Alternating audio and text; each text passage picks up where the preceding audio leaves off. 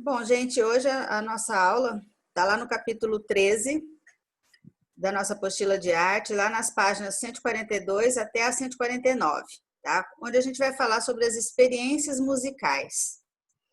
Vou deixar para vocês o link dos vídeos, tá? Que nós vamos usar em aula, para a gente ver na prática como é que é a questão dessas experiências musicais, tá? Vamos ver 3 vídeos exemplificando o assunto que a gente vai falar, ok? Agora, vamos começar aqui o nosso assunto.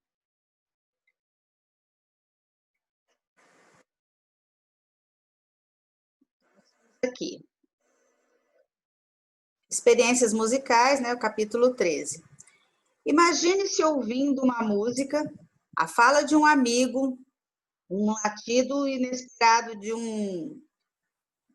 em um parque ou uma buzina de um veículo. Os sons, depois de produzidos, deslocam-se pelo ar, são captados pelo ouvido, decodificados pelo cérebro. Os sons também podem levar a efeitos sobre o corpo. No caso da buzina, por exemplo, se a percepção for de que um veículo está muito próximo, seu corpo tenderá a recuar ou a se afastar de qualquer risco ou perigo.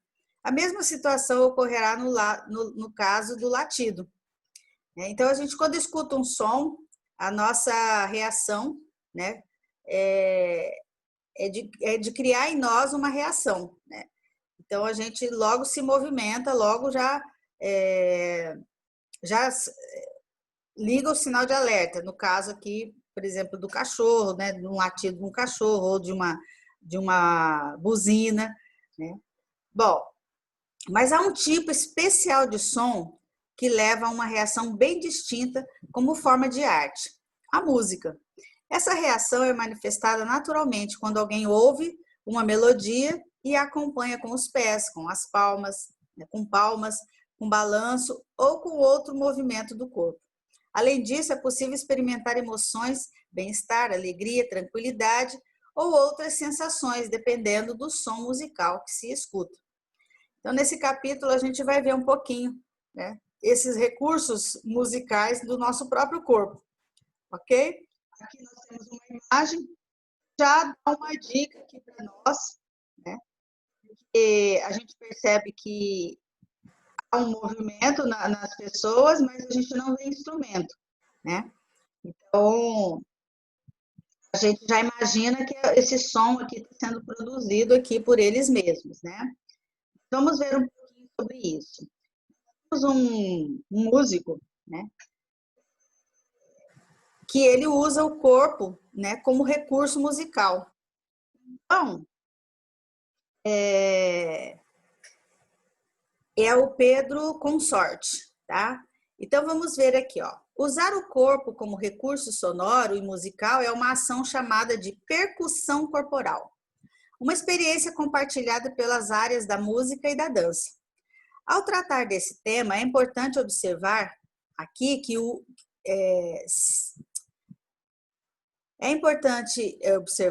aqui se usa a ideia de corpo como recurso e não como instrumento. Será que tem diferença entre o seu corpo ser um instrumento ou ser um recurso? Né? Pedro Consorte é um artista, é professor brasileiro com formação em comunicação das artes do corpo. Ele ajuda a compreender essa questão. Né? Então, ele escreveu sobre essa questão do corpo ser um instrumento musical ou um recurso. Né? O texto dele está falando assim: o corpo é um instrumento musical? Quando chamamos o corpo de instrumento musical, possivelmente estamos incluindo no mesmo universo dos outros instrumentos musicais. Mas será que ele é só mais um deles?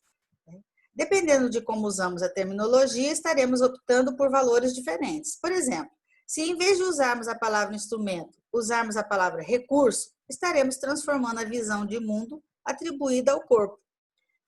Nós somos o nosso próprio corpo e, ao considerá-lo um instrumento no sentido de objeto ou utensílio, estamos atribuindo este valor. Ai, gente, só um pouquinho aqui, só um minuto. Peraí. Voltou a página aqui. E já voltamos aqui. Pronto. Nós somos o nosso próprio corpo. E ao considerá-lo um instrumento no sentido de objeto ou utensílio, estamos atribuindo este valor a nós mesmos. Diferentemente, quando dizemos que o nosso corpo é um recurso, no sentido de origem ou fonte, exercitamos uma outra percepção ao produzir música a partir dele. Estamos produzindo música a partir de nós mesmos. Essa diferença é crucial para entendermos o significado da música que é produzida a partir dos sons do nosso corpo, prática que sempre nos acompanhou desde nossa origem. Então, o que ele está falando aqui? A gente pode chamar nosso corpo de um instrumento musical ou a gente pode chamar ele de recurso? Quando a gente fala que ele é um instrumento musical, a gente é um objeto, né? E, na verdade, é muito melhor, então, que a gente chame que o nosso corpo seja chamado de um recurso musical, porque aí o som é produzido em nós mesmos, né? Nós produzimos o som em nós mesmos, a música em nós mesmos, né? Um instrumento é um objeto que precisa de alguém para tocar, né? Enquanto o nosso corpo, não, nós mesmos podemos fazer essa produção, né? É possível organizar os sons percutidos com o corpo em uma estrutura musical. Isso se dá nas mais diversas culturas de diferentes formas. Exercitar a percussão corporal, a capacidade de observação e de concentração. A noção de lateralidade, ou seja, o predomínio de um dos lados do corpo, né, o direito ou o esquerdo, e a noção de uso do espaço. Se procurando imitar os movimentos sugeridos pelo Pedro Consorte, vídeo disponível aqui. Nós vamos assistir um vídeo dele mostrando como é que ele usa o corpo dele para fazer essa produção musical através do corpo.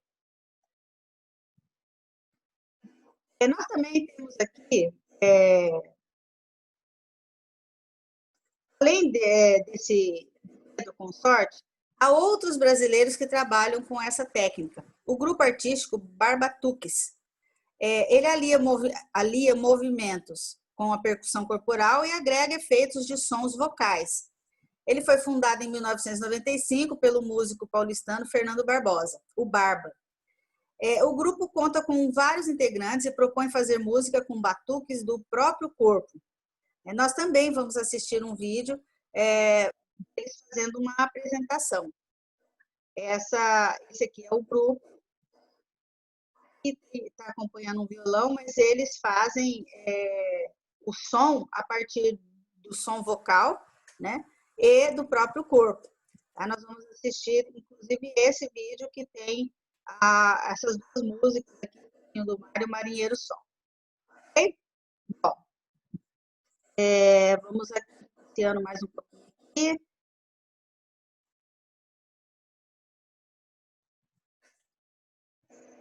Nós também, gente, podemos fazer ter a expressividade da voz falada. Tá? A voz pode revelar seu estado de espírito, as suas emoções, momentos de surpresa, de alegria, de tristeza, de decepção, de empolgação, etc. Também, quando se trata de expressão artística, a voz toma as características e imita as personagens e suas emoções, de acordo com aquilo que a narrativa determina. Há muitas formas de se expressar artisticamente, por meio da voz.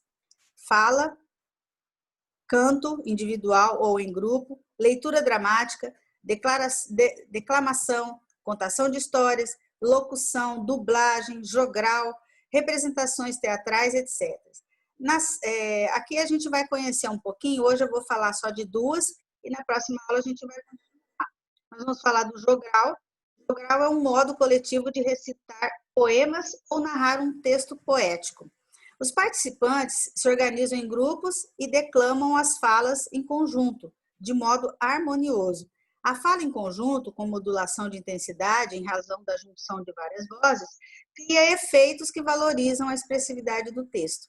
O jogral pode alternar canto e fala de modo organizado para conferir musicalidade e ritmo à declamação. Tá? Aqui tem uma ideia para se produzir um jogral. Nós vamos falar também sobre a locução, né? Locução é um processo de narração ou de leitura de um texto no qual ocorre uma interpretação que, por meio da voz, procura dar vida aos fatos narrados. Locutores, eles podem ser comentaristas de rádio e televisão e atuar em peças publicitárias ou institucionais, carros de som, mensagens de espera telefônica, atendimento eletrônico, etc.